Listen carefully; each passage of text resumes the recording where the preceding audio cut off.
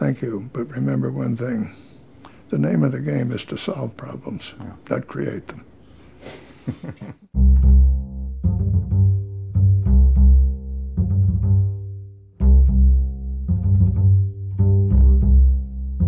You advised President Reagan to establish an informal personal relationship with Secretary Gorbachev, and that has been credited with opening the way that led to landmark agreements with the Soviet Union, including the intermediate nuclear test agreement in 1987. What was it about an informal relationship that you thought might be useful to bringing about change? Well, what it was a relationship where each of them came to respect the other. They're very different personalities.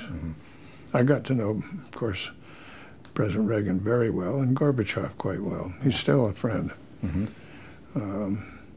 But underneath it was a lot of substantive work that was done by people in both governments and all sorts of interesting things that were part of that process. But I remember the first meeting between the two presidents was in Geneva, 1985. And it was, the first meeting was in our quarters. There was a protocol of when you would meet this back and forth. So we were the hosts the first day. And we had, by common agreement, agreed that the first thing that would happen was the two leaders would meet by themselves. And it was thought maybe 10 or 15 minutes. So they go into this little room that we had set up with a fire going, and they sit. And the meeting goes on 10 minutes, 15 minutes, half an hour, 3/4 of an hour. There's always a guy in these things whose job it is to go in and stand and make it clear that the time is up. So this guy comes around to me and he says, gee, I better go in and keep this thing on schedule. I said, are you out of your mind? The whole point of this is to have these two people get together by themselves. And the longer they spend, the better it is. So if you go anywhere near that door, I'm going to knock your head off.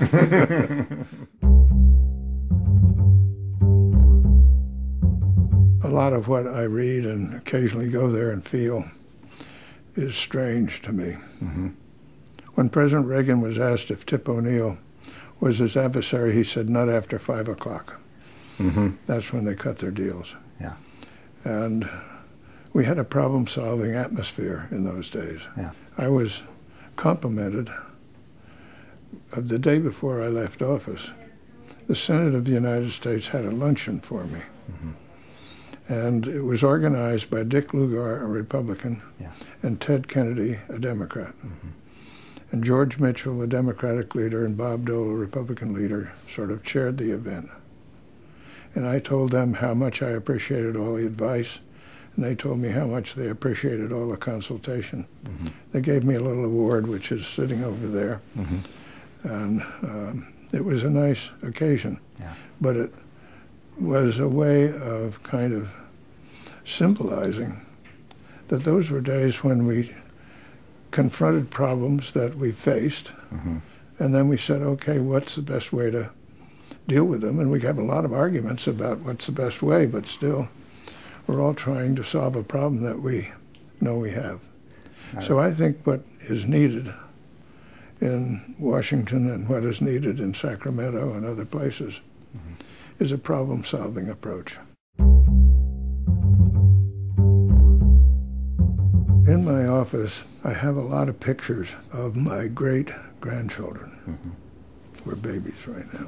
So I live in the future. What I'm doing is all about them. So I think you have to cause yourself to look at things strategically. And yes, there are all kinds of things day to day that people have to worry about, but unless you have a strategic focus, you're not going to really do right by your great-grandchildren. So in everything I do, I try to keep them in mind.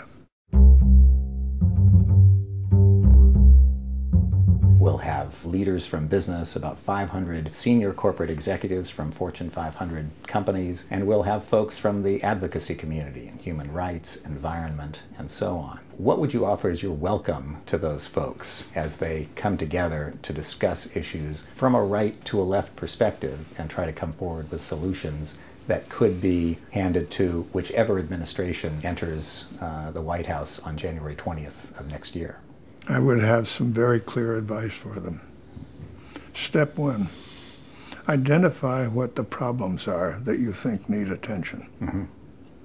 Then start talking about what you can do to solve those problems. Mm-hmm. Simple.